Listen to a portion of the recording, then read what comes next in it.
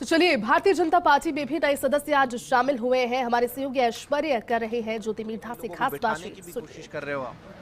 वो तो जारी रहेगा। देखिए देखिए जो प्रधान होते हैं वो इस जो ग्रामीण पृष्ठभूमि के जो हमारे विशेष तौर से जो क्षेत्र है उनमें उनकी एक बड़ी अहम भूमिका होती है। और आज अगर खींवसर विधानसभा क्षेत्र के दोनों प्रधान आरएलपी से एक प्रधान निर्दलीय हैं, लेकिन वो जब मंडल जीते थे तो वो आरएलपी से जीते थे, जो खींवसर के प्रधान हैं, और जो मुंडवा की प्रधान है वो आरएलपी से ही जीती हुई थी। तो अगर ऐसे में दोनों प्रधान अगर भारतीय जनता पार्टी का दामन थाम रहे हैं तो आप समझ सकते हैं कि वहाँ पे हनुमान बेनीवाल जी की जो खुद की बड़ी स्ट्रांग होल्ड पॉकेट बोरो माना जाता है जिस चीज़ को, वहाँ से ज़मीन उनके नीचे से सरक रही है। भाजपा का परचम, मुझे पूरा विश्वास है, आने वाले समय के अंदर केवल खींवसर में ही नहीं, नागौर के अंदर और पूरे राजस्थान के अंदर भाजपा का परचम लहराएगा। वो आपको लेकर प्रहार अच्छे तरीके से करने लगे हैं, पहले थोड़ा कम, अब प्रहार और ज्यादा बढ़ गए, इसे क्या माना जाए? प्रहार करना उनका अधिकार है। राजनीति में एक दूसरे के ऊपर आरोप प्रत्यारोप होते रहते हैं। मेरा सिर्फ उनसे रिक्वेस्ट ये रहेगी कि सभ्य भाषा में पार्लियामेंट्री लैंग्वेज का उपयोग करते हुए वो अगर करेंगे तो इस जो प्रतिद्वंदी जो फीलिंग है उसका मज़ा आएगा लोगों को भी। अभद्र भाषा का प्रयोग ना करें, और जो भी चैलेंजेस वो हमारे को आने वाले समय में देने के लिए बैठे हुए हैं उससे उनको कहीं ना कहीं शय और मात का गेम जो है वो चलता रहेगा। और अभी आने वाले समय में आप देखेंगे कि आरएलपी से और भी बहुत ऐसे लोग हैं जो भारतीय जनता पार्टी को ज्वाइन करेंगे। सबसे खास बात यह है कि जाट समाज, किसान समाज जो है उसे लेकर इस बार एक छोटी सी चर्चाएं हैं कि हरियाणा का इशू देख लें या फिर किसान बिल, इस तरीके से जोड़ा जाता है कि जाट नाराज है। क्या जाट वाकई में नाराज है या जाट इस बार अपनी ताकत दिखाएगा, क्या लगता है? देखिए, ये एक आम धारणा होती है।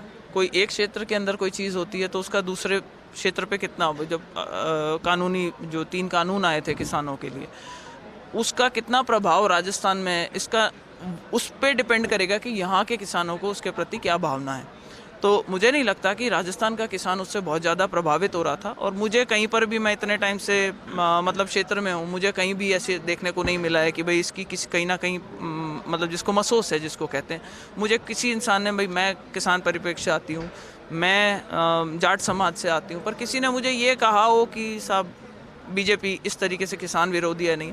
बीजेपी एक बहुत अच्छा कदम उठा रही है जहाँ वो किसान जो बैकग्राउंड वाले लोग हैं उन लोगों को अपने साथ जोड़ने का ज़्यादा से ज़्यादा प्रयास कर रही है। और इसी का नतीजा है कि आज खींवसर जैसी कॉन्स्टिट्यूएंसी, जो कि पूरी तरह से लगभग खेती पर ही और किसानों की जो मतलब क्षेत्र है पूरा, उससे लाभान्वित होता है खेती से ही, वो अगर आज ज्वाइन कर रहे हैं तो आपको ये बता देता है कि भाई जो भावना है वो किस ओर है। आपने प्रधानमंत्री मोदी, जेपी नड्डा, अमित शाह, इनकी तारीफ की और करते भी हैं स्वाभाविक से। राजस्थान में कोर टीम के या और कौन से लीडर हैं भाजपा के जो आपको प्रभावित करते हैं? आप कांग्रेस से आए हैं, सभी को मालूम है, लेकिन अब भारतीय जनता पार्टी के कौन से नेता हैं जो प्रभावित करते हैं? पुराने नेता भी रहे थे, आपके जो फोर फादर्स थे उनके ज़माने के, कौन से ऐसे?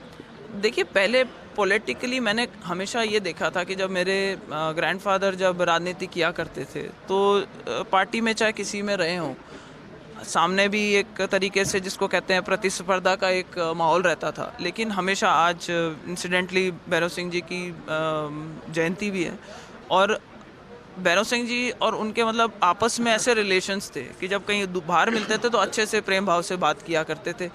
अगर राजनीति होती थी तो वो आपस में प्रतिद्वंदी हुआ करते थे।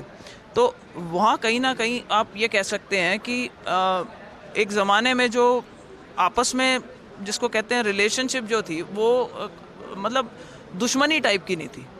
और आज कहीं ना कहीं ये फ़र्क आने लग गया है। बीजेपी के अंदर कई लोग ऐसे हैं जो जिनसे मैं परिचित हूँ, बहुत लोगों से मैं अभी परिचित नहीं हूँ, कार्यशैली मुझे देखनी है। लेकिन जिस एक चीज़ की मैं तारीफ़ करना चाहूँगी वो यहाँ पे जो संगठनात्मक तरीके से जो ऑपरेट करती है पार्टी, वो इतना सॉलिड स्ट्रक्चर है। और नीचे से ऊपर तक, जब से मेरा टिकट डिसाइड हुआ है तब से कार्यकर्ता और जो पदाधिकारी है वो मुझे आगे बढ़ बढ़ के फ़ोन कर रहे हैं, बता रहे हैं कि क्या करना चाहिए, कैसे करना चाहिए, किस तरीके से प्लान करें। ज्योति जी, कांग्रेस की जो लिस्ट आई है इसमें तो वही पुराने चेहरे आ गए हैं, सामने हैं पुराने चेहरे। क्या लगता है आपको, पुराने चेहरे अच्छे से जम पाएंगे? कांग्रेस का मिजाज आपने अच्छे से भापा है, देखा है, और सचिन पायलट के लोग भी हालांकि इसमें शामिल हो गए हैं। आपके नागौर से भाकर है, गावड़िया है, इस तरीके से।